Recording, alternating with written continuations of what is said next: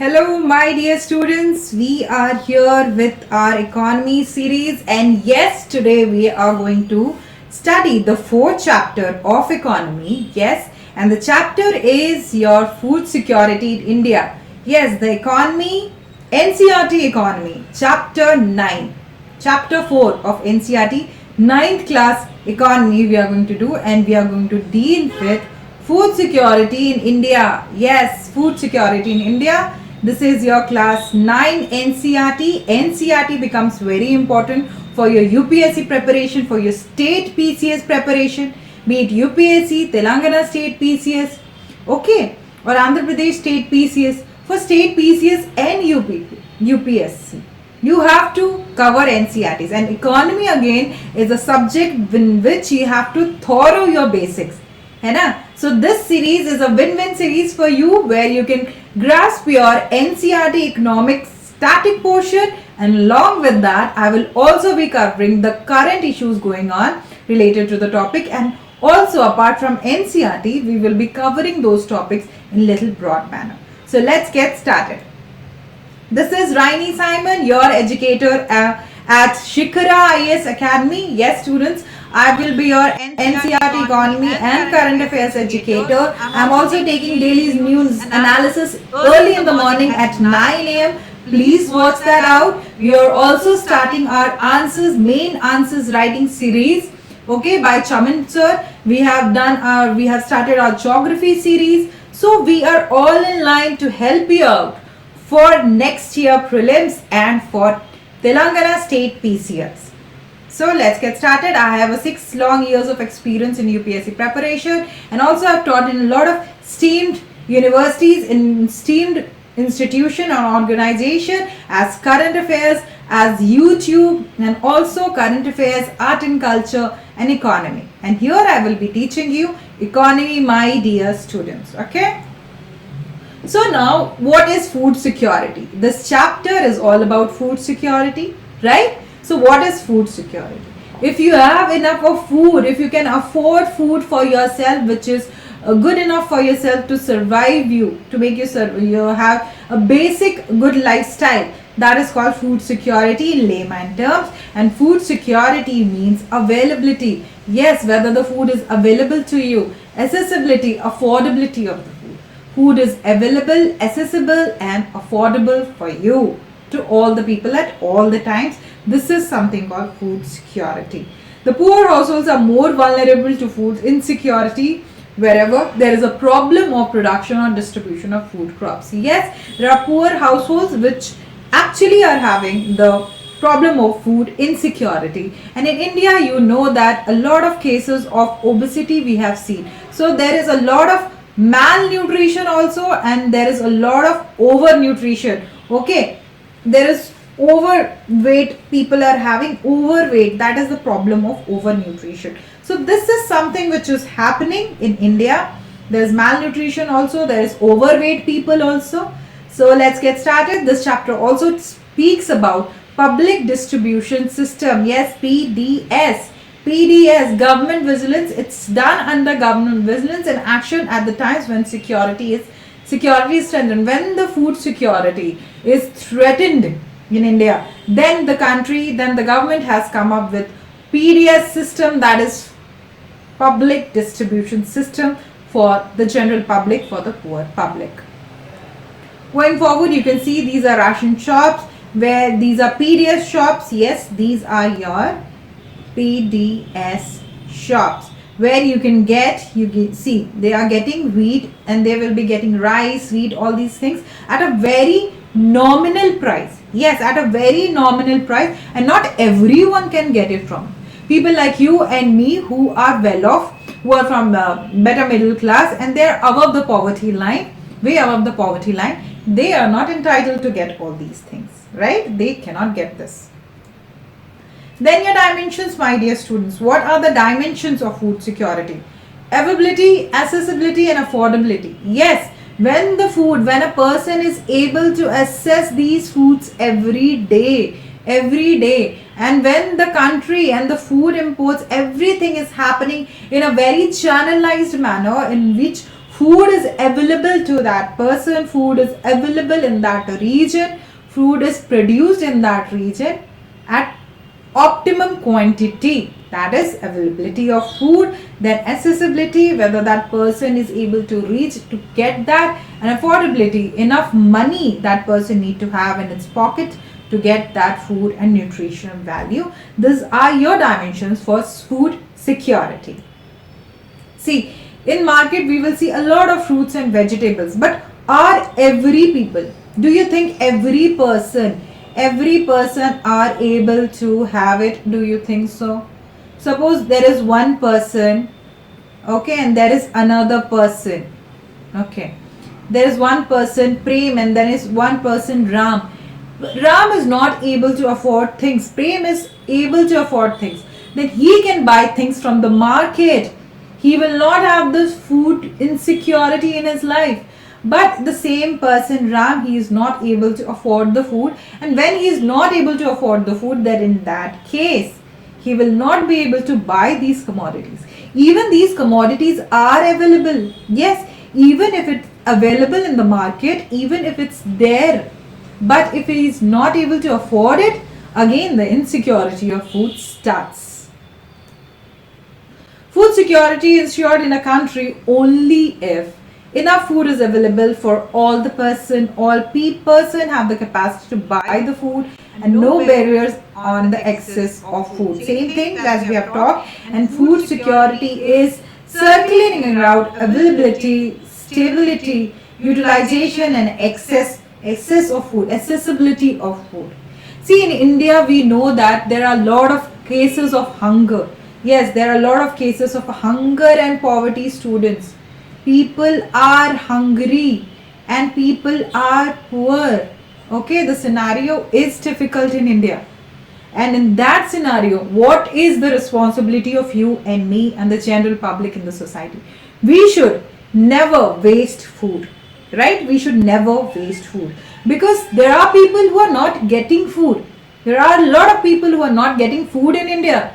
They are getting just one meal or even not getting one meal in a day. So in that case, students, people who are well off, people who are well off, people who can earn their own money and they have ample of money to get food, they should never waste food. And do you know during COVID what happened? During COVID, people like you and me, we were buying fruits online. We were buying food, commodities online. But what about the poor people? The poor people were the daily wage earners. What is the condition of those people? They have to earn that day and then they can fund for their food. What will happen to them? So in that case, government also came up with a lot of initiative, but the most difficult time during COVID was the time for the poor, because they cannot buy food because they are daily laborers. Do you understand the seriousness of food insecurity in India? Do you actually understand why India, after independence, after so many years of independence, still not able to take its people out of hunger? That is the concern. Now going forward, let's discuss about our Telangana State PCS Group 1 examination, and we are providing you with 1 year foundation course under Deepika Reddy ma'am. And yes, we will be, you can contact us in this given number below, and here will be your free demo classes. You will be getting free demo classes if you want, and then in the whole course you will be getting live plus recorded sessions and 100% syllabus coverage. And we will also be having UPSC and Telangana State PCS foundation course. Yes, for UPSC and Telangana State PCS courses under one-on-one session with our respected Deepika Reddy ma'am. Yes, please stay tuned and contact in the number below. Also with the group 2 examination, we are having this foundation course. So what are you waiting for? At just 20,000, at the just bare minimum cost of 20,000, you are getting the whole 1 year foundation course with mock test, with previous year's analysis and live plus recorded classes. And we will be completing your 100% syllabus.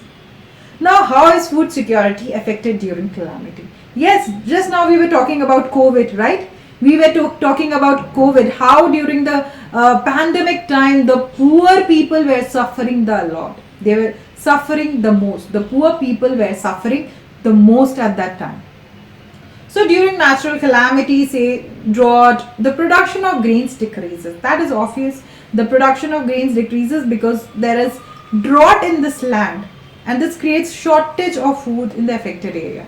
Due to shortage of food, the price goes up. Yes, when there is shortage of food, the price of the commodities go up. And who are the most affected people? The poor people. And massive starvation starts your famine.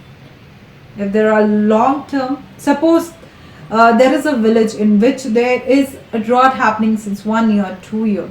So slightly what will happen, the prices will go up, the poor people will not be able to afford it, and then starvation will start happening, and finally famine will take place.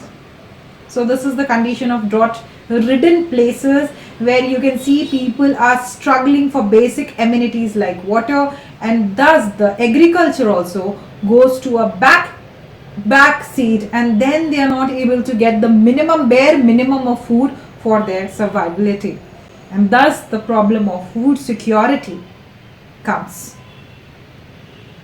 Now let's talk about famine. So do you know that there was a big famine in Bengal in 1943. What were the reasons of these famine? See, Britishers were ruling us. We all know that. Britishers were ruling us at that time. But at that time, the mismanagement of agriculture, zamindari system, everything was at peak. And at that time, there was deaths due to starvation and epidemic. A lot of diseases also started happened because of contaminated water and decaying food. Yes, because we were not having those such facilities of cold storage at that time. And now only we struggle. A lot of Indian waste, a lot of Indian vegetables, fruits, perishable materials get wasted, students. Yes, a lot of perishable materials get wasted. The vegetables, the fruits get wasted each day because we still lack the cold storage. And at that time, you can understand the situation. In 1943, you can understand the situation. At that time, people were having a lot of disease because contaminated water and decaying food. And thus the famine of Bengal of 1943 was the reminder.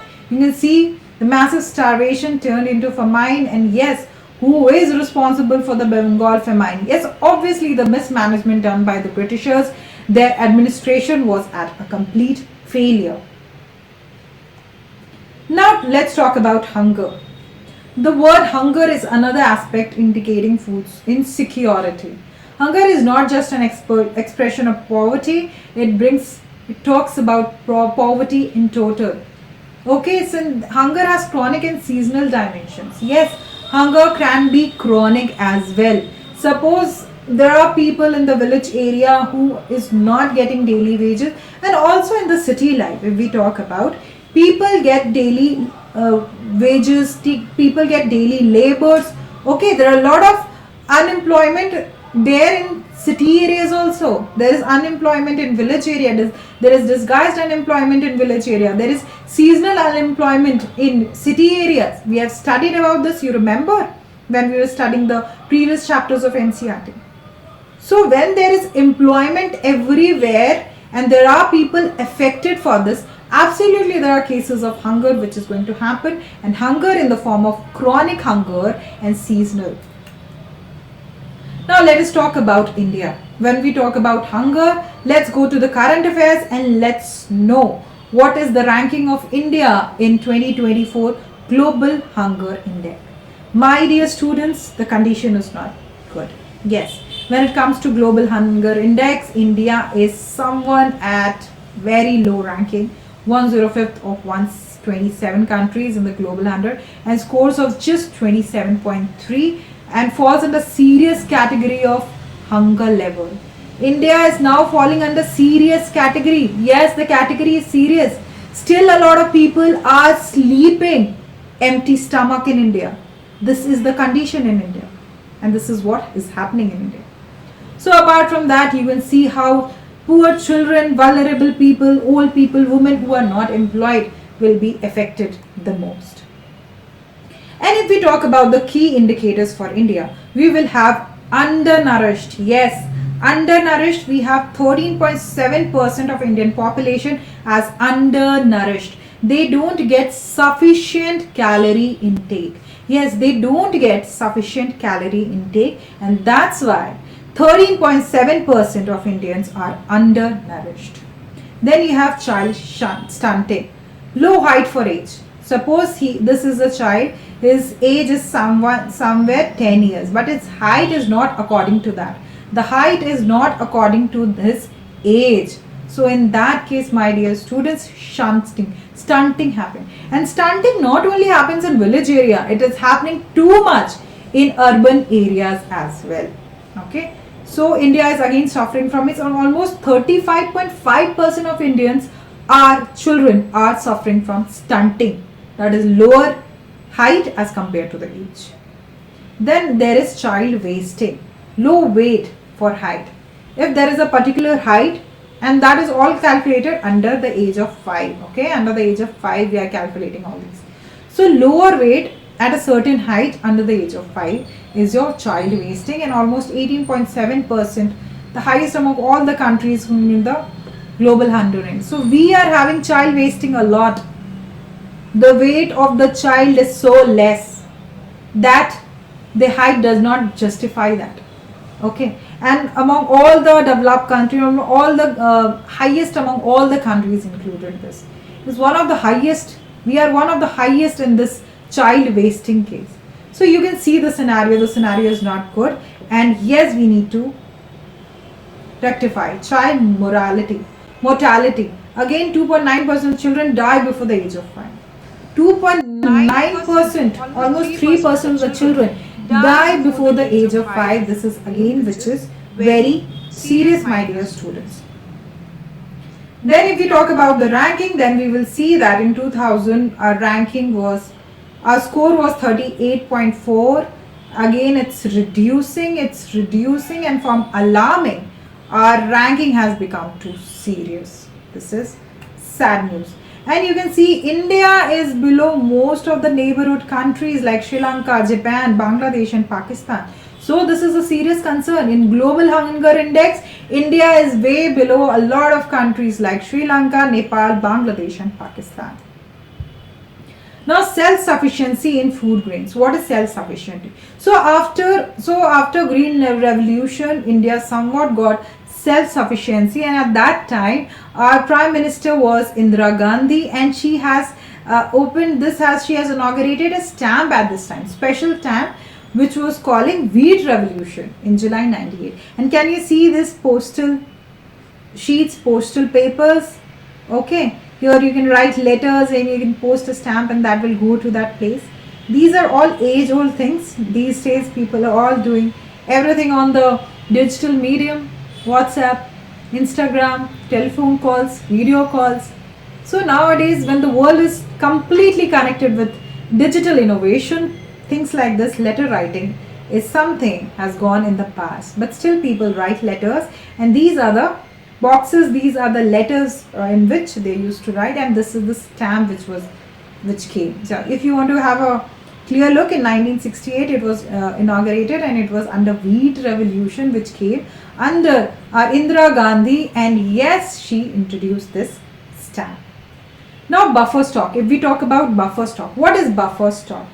See, buffer stock is a stock of food grains, mainly your wheat, rice, procured by the government through Food Corporation of India. So government with the help of FCI is keeping in stock, in buffer stock, these food grains.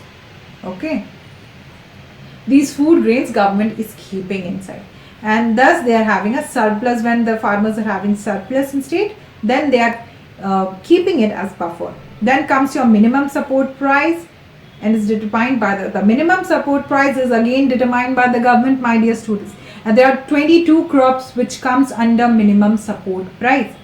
We will discuss about that. Before that, you can see the logo of Food Corporation of India, and it is an age-old body which actually takes the transaction of the food grains from the farmers to the government, and again from the government to the people. Okay, from farmers to government, government to people. Now let's talk about Food Corporation of India. It is a public sector undertaking. Okay, it is a public sector undertaking under the Ministry of Consumer Affairs, and it is a statutory body, and it is a nodal central government agency responsible for distribution and sales of food grains. Now, what is MSP? MSP is the guaranteed amount paid to farmers when the government buys their products. It's the minimum guaranteed paid amount which the government pays to the, and it is under Commission for Agriculture Cost and Prices. This is a probable UPSC question. UPSC asks a lot of questions when it comes to minimum support price. Yes, and this was launched. This was so CACP is an attached office under the Ministry of Agriculture and Farmers Welfare, and it came into existence in 1965 itself. Yes, minimum support price under the Ministry of Agriculture and Farmers Welfare came in 1965 itself, and the Cabinet Committee on Economic Affairs chaired by the Prime Minister of India takes the final decision on the level of MSP. These points are very vital. These points are very vital for you. Yes, because these are coming in examination in prelims and mains again and again. Then if we talk about minimum support price, on which crops do we get it? We get it on cereals. Yes, there are 14 crops of Kharif season, 6 of Rabi and 2 other commercial crops. And MSP of Turai and de-husked coconut are fixed on the basis of MSP of mustard and copra respectively. So we have your cereals like paddy, wheat, barley, gram, ahar, tur, lentils, groundnut, mustard, turai, soybean, sunflower, Niger seeds, then your cotton, jute, copra, coconut, sugarcane. Okay, you have to remember. So pulses, may not all pulses, but there are pulses. Then your de-husked coconut. Then comes your raw jute. Yes, this is your raw jute. And this is your copra. What is copra? The dry coconut.